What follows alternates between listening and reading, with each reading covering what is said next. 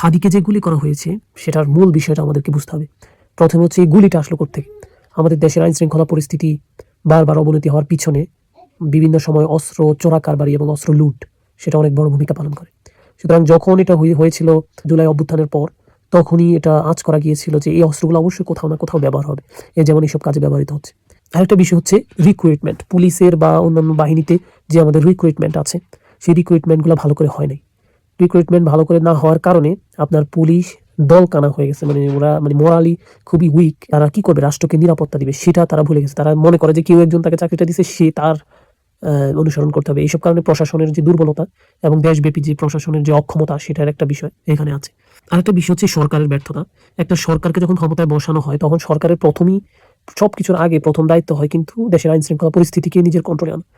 সেটা যদি কেউ না পারে, অবশ্যই এটা ব্যর্থতা। আর ইসলামিকভাবে যদি আমরা বলি, এখানে ওসমান হাদির বিষয়টাতে 3 জনের 3টা পরীক্ষা হলো। কিছুদিন আগে কিন্তু ওসমান হাদি একটা পোস্টে বলেছিল যে তিনি আল্লাহর কাছে শহীদি মৃত্যু চান। তো ওনার যদি সত্যি এই নিয়তটা, উনি যে এটা প্রকাশ করলেন, এই নিয়তের কারণে উনি যদি ওনার কিছু হয়, আল্লাহ না করুক, আল্লাহ ওনাকে সুস্থতা দান করুক, যদি ওনার কিছু হয় তাহলে উনি তো সফল, কারণ উনি অলরেডি শহীদি মৃত্যু এবং ওনার আখিরাত পুরাই সফল। আর আরেকটা লোকের পরীক্ষা হয়েছে এখানে, যে হচ্ছে টাকার বিনিময়ে ভাড়াটে খুনি, নিকৃষ্ট বাবা মায়ের সন্তান।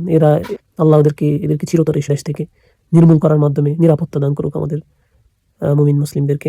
আরেকটা পরীক্ষা কাদের, যারা হচ্ছে আমরা যারা দেখতেছি বিষয়গুলো কিন্তু আমরা প্রতিবাদ করতেছি না। আমাদের উচিত এখনই এই বিষয়টা নিয়ে পুরো এটার পিছনে কারা আছে সবাইকে বের করে ফেলা এবং এদেরকে রাষ্ট্রীয়ভাবে চিরতরে একটা বিচার করার মাধ্যমে, বিচার বলতে সারাদিন শুধু দেশের মধ্যে সব জায়গায় বিচার বিচার বিচার বিচার বলতে আমার কাছে মনে হয় যখন রাষ্ট্রের আর কোনো ফাংশন কাজ করে না, আপনি একজন মানুষকে মেরে ফেলবেন আর সেটা নিয়ে আদালতে গড়াবে 100 বছর, সেটাকে কোনোদিন বিচার বলা না। এটা হচ্ছে মানুষের সাথে মানুষকে হয়রানি করে।